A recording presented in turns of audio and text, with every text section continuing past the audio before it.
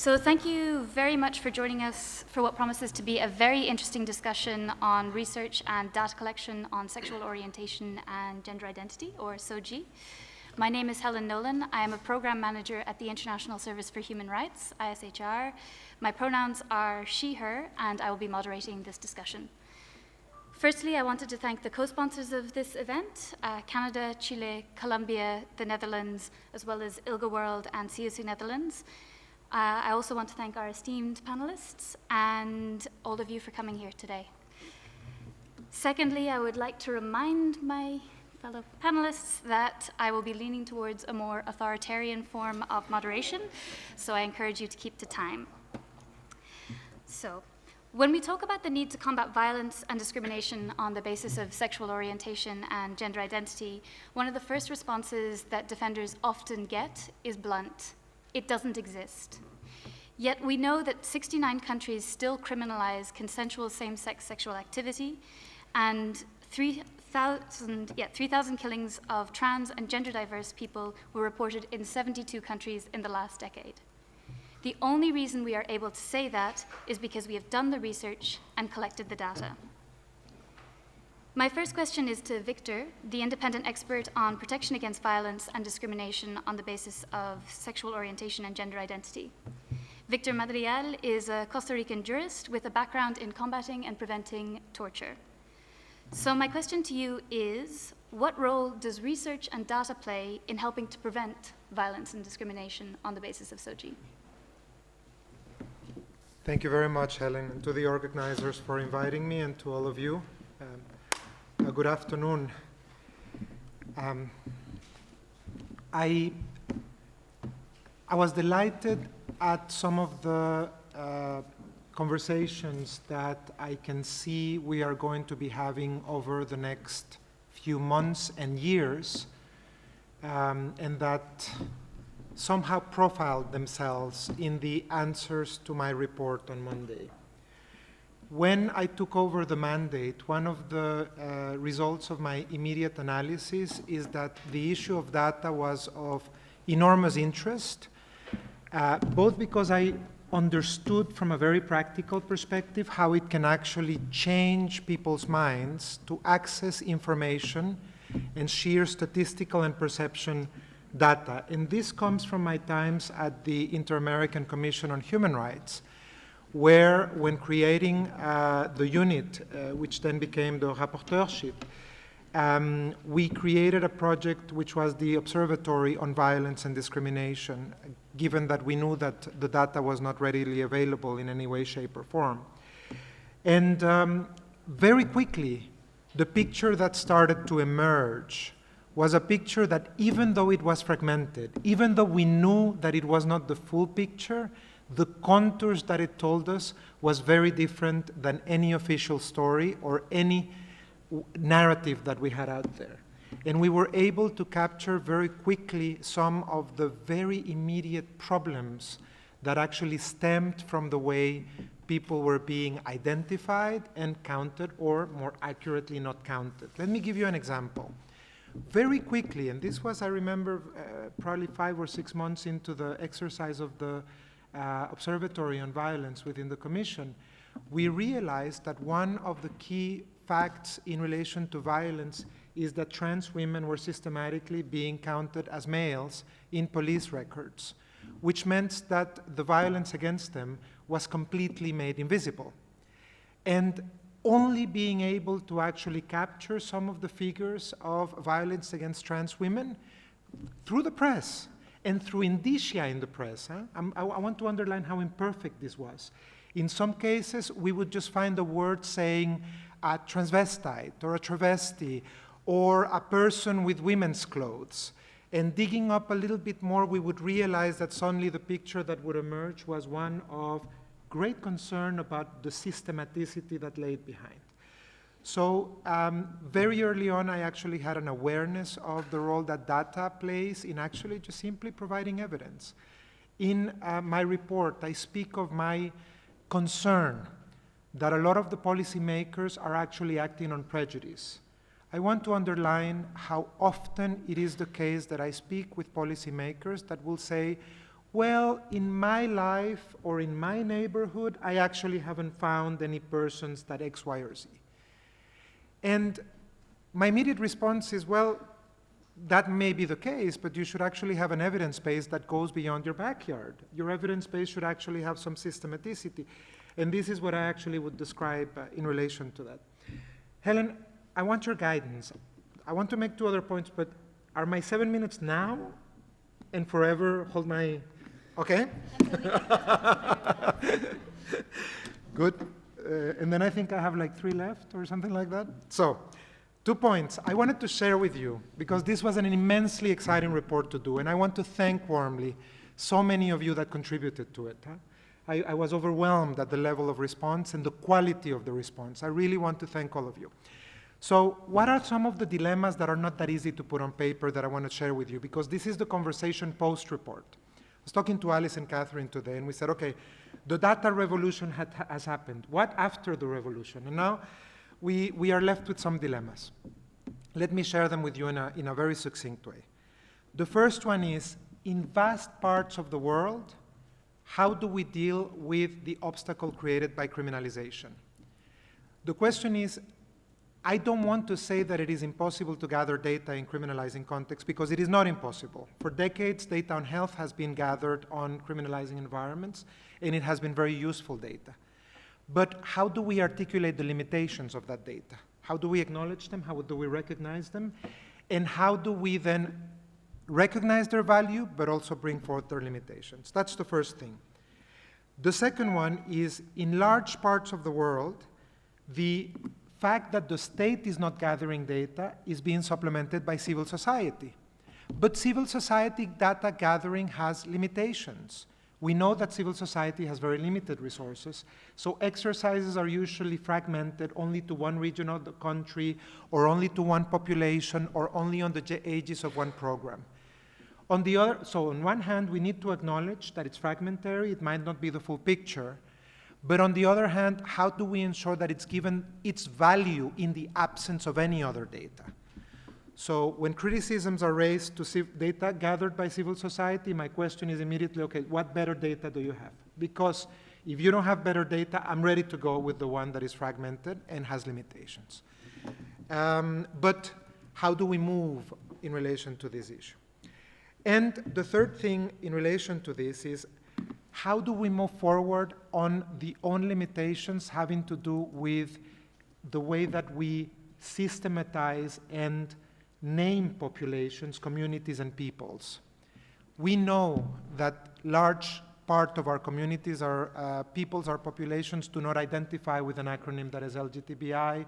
Even when we add other letters to the acronym, there are limitations in this respect. We have said that. That is explicitly in the report. So now we have paid tribute to the fact that this is the case. My question is, what's the next step?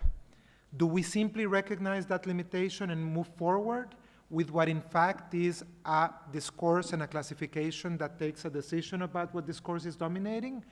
Or do we have alternative discourses and ways that are actually being able to capture some of this diversity? These are some of the dilemmas. What you have from me is a very, very specific commitment to do 2 things. First of all, this was not the end, it's the beginning of the conversation on data.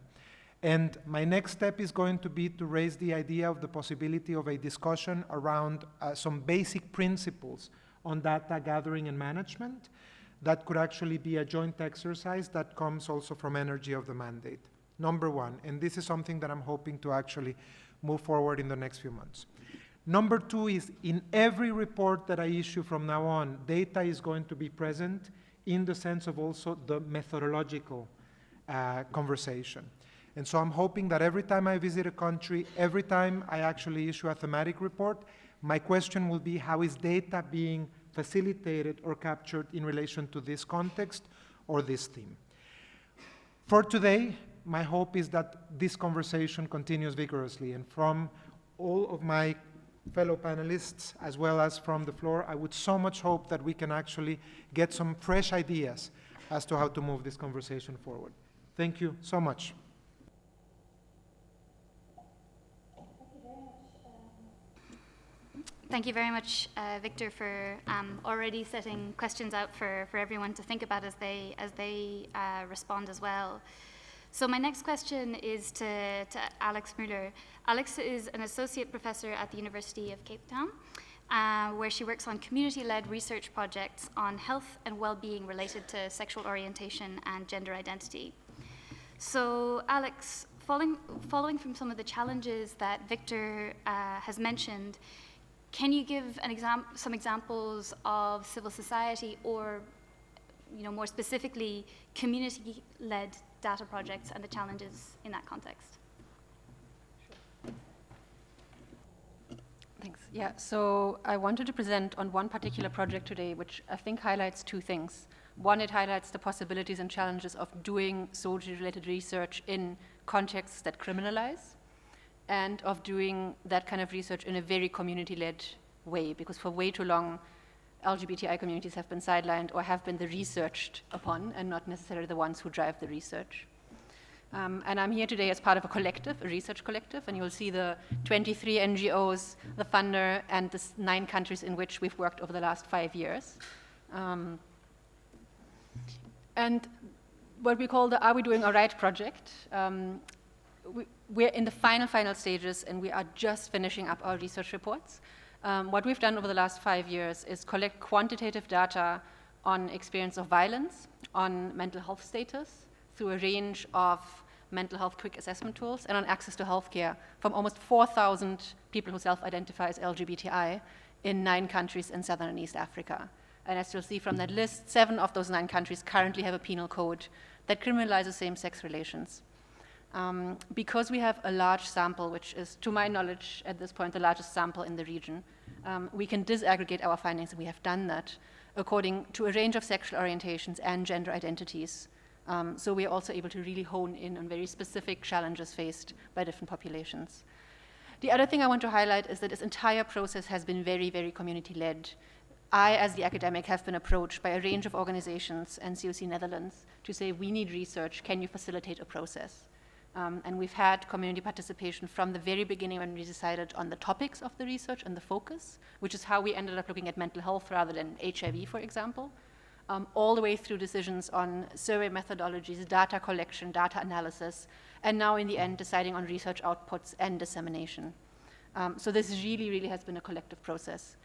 And I'm not going to go into the results in detail, but I do want to say that what we found, and very obviously not surprisingly, is that we now have empirical evidence of the health impact of marginalization, social exclusion, and criminalization, because we see that across those 9 countries, the levels of violence experienced by LGBTI people and the mental health concerns are, without an exception, higher than in the general population in each of those countries. And that's really been incredibly predictable in a way, but also really, really useful for us to use going forward. I want to highlight 3 brief things, is that the meaningful involvement of community organizations goes way beyond data collection, and way too often organizations are only used to collect data. But full ownership means that we have to systematically build research knowledge and capacity.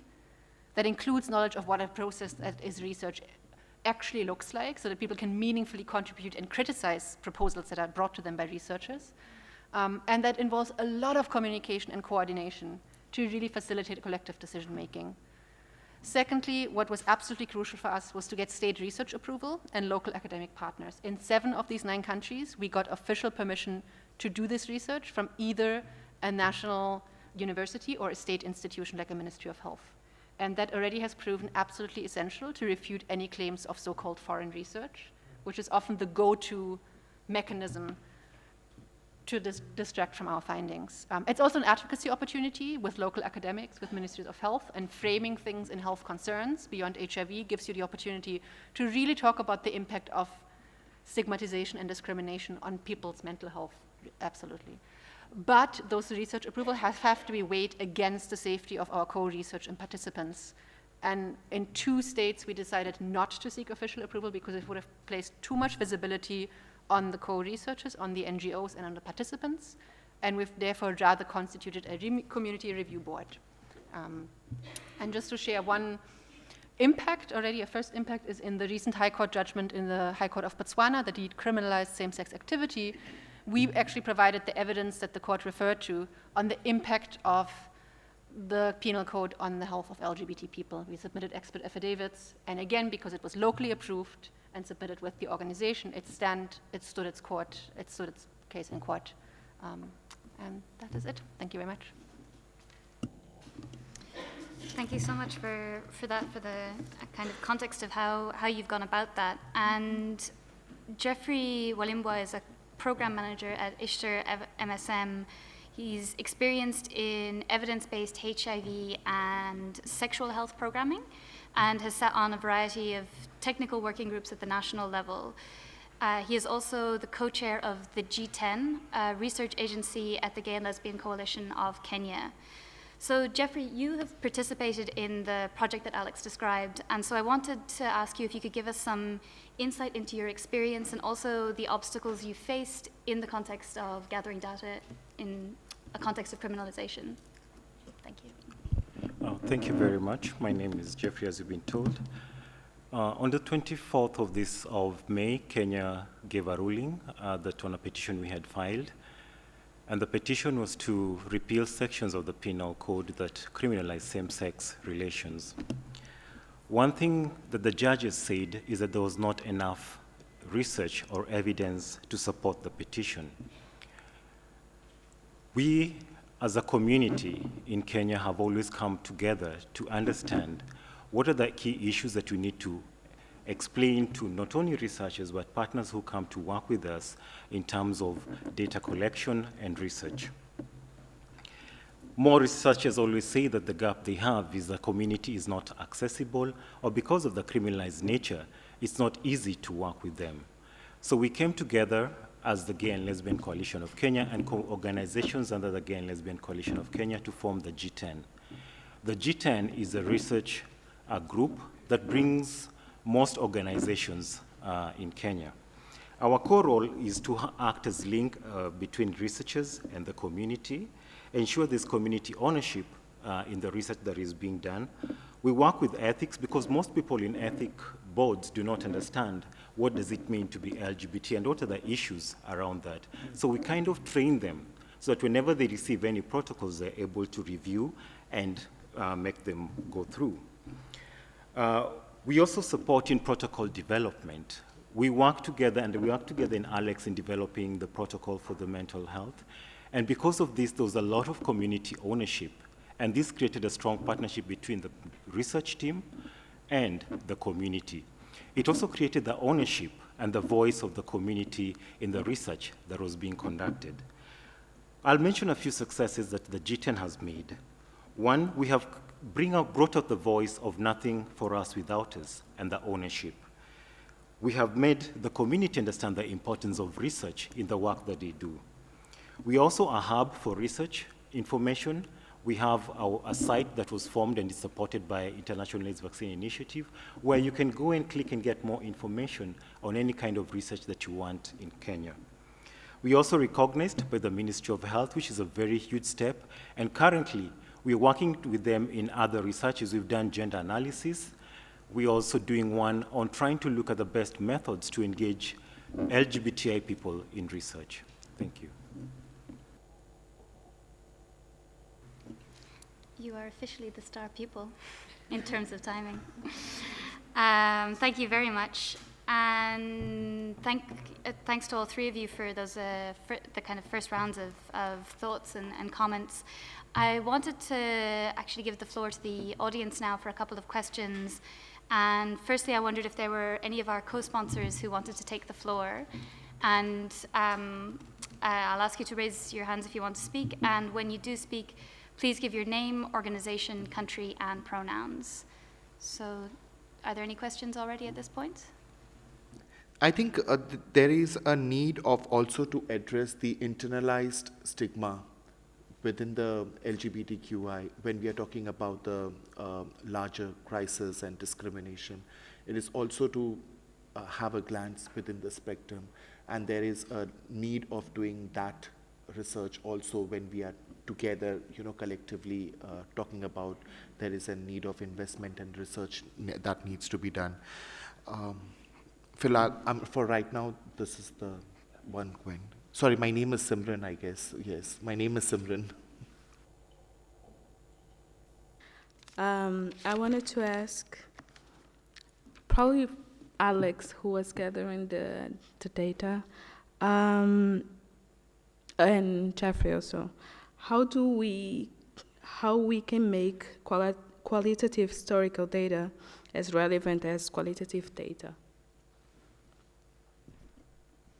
I think that's an absolute key point. I'm not sure this project is the best example for how to do that, because we very purposefully and pragmatically chose quantitative data. But I think the point is that each of us have to ask ourselves, and I think that's up to community organizations, it's up to researchers, it's up to Victor, it's up to everyone to really show that qualitative data often has as much experiences and often can capture lived realities even better. And I would also want to encourage us to think differently about what we mean by data. It's not just stories from people or numbers. Data can be historical archives. Data can be comic books.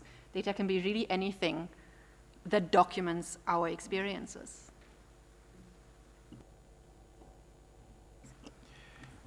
Recently, we are doing, it's a norm change research in Kenya.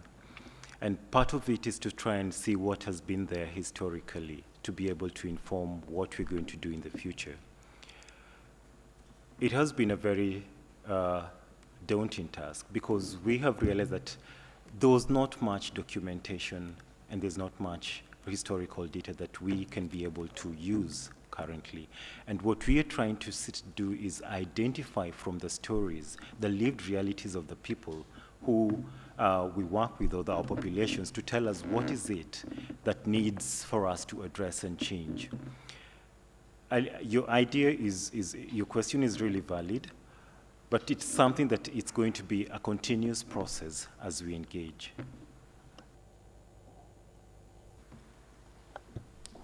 Thank you, Helen. I'm Daniela Udras from the Mission of Argentina. I just wanted to ask regarding data collection, how is it to fill the gap when there's no data collection from states, and when that collection of data is used to criminalize LGBTI people? So when the use of that data is against the community, how is it to fill that gap, and what best practices are there? Because I think that's a very fine line and it's a bit complicated. Thank you.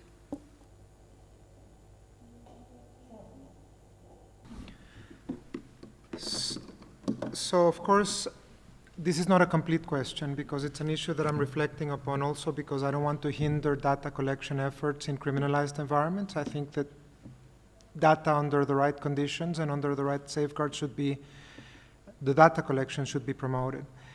But there are some dilemmas that are really difficult to circumvent. I'll just give you 2 examples in relation to this. The first one is that the working theory is that if there is an environment in which criminalization exists, the state already accepts a situation of violation of international human rights law. That's the theory of it, which means that the doctrine that is identified by the mandate, which is that acts of implementation of that law are also contrary to international human rights law, is probably not going to be too much of a detriment for the state. So we do need to look at that originating act in relation to this. As far as I was able to identify it, within criminalized environments, there were 3 types of data gathering that were being carried out, and I'm very happy if those were to be complemented or even challenged by some of the colleagues present in the room. The first one are what I would call collateral data collection, which is data that is collected under different type of key population thinking or sector intervention that allows you to identify certain commonalities. The prime example of that is HIV/AIDS data collection under the key population of men that have sex with men. So it takes away the political identity element, but it actually allows for some extrapolation that is, I would imagine, or I would surmise, scientifically valid. The second type actually was quite surprising to me, I have to say, and it's actually data that is gathered by, one could imagine as applications and platforms that are transnational in their very nature because they operate in cyberspace, and that's, for example, Grindr carrying out their study on Middle East gay issues. And in this connection, of course, the difficulty has to do with the way that data is gathered and maintained and managed by such an application. We all know of the enormous controversy that was generated when Grindr was sold recently to a third party and the risks that was identified as posing. I think the third part is the one that I would identify as more risky, but also the one bearing more promise in this environment, and is when states, even acknowledging the fact of criminalization, they accept to surround of certain legal safeguards, certain data gathering exercises, and some examples exist, particularly in Asia, when its self-perception surveys are carried out. This is not statistical data, but rather surveys being carried out. And in that case, particularly the UNDP and the World Bank, they have negotiated protocols with the incumbent states that this data is not going to be accessed or utilized for persecution purposes. And this, of course, needs to come with very specific legal agreements and safeguards. Who accesses the data and what are the commitments in relation to that is where I actually see the key to all of these issues. So there are ways, but of course I need to be fair to my own thinking and to say that the root of the violation there is the fact of criminalization itself, and because of a question of legal coherence and coherence with the human rights system, we also need to look at that originating factor and eliminating it outright as well. Maybe just one word. As an academic from an academic institution, we have a little bit more freedom about really safeguarding our research participants' anonymity. And I think, but on the other hand, the one important thing is that not all countries that have criminalizing penal codes necessarily implement those in the same way. And what we found is there's a lot of leeway across countries. And for example, in Zimbabwe, with a very clear penal code, when we submitted our protocol to the Medical Research Council, they had a specific category of vulnerable populations that included sexual minorities in the review process. And I think for something like that, it's always, and that goes back to my point about this being community-led, I think really working on the ground in very specific local circumstances can also help with alleviating a lot of the concerns around safety and security for everybody involved. And of course, there's issues of anonymity, using online surveys rather than paper surveys, which means nobody can get caught holding a document. And there's a lot of creative ways, I think, that we're beginning to see emerge around this. I know there's been a very huge fight, especially in Kenya, about biometrics, which is another way that they were trying to collect community data. We have still not agreed on the best mode to do it, but we are trying to look at how best can we have our data collected without directly connecting the data to an individual. We run a community clinic, and we have given opportunities to governments through the Ministry of Health to come and learn from us how best we can collect data without duplicating. It's a conversation that is still ongoing. We are hoping that we can reach an agreement, because they are really we are being pushed really to start using biometrics as a system of data collection.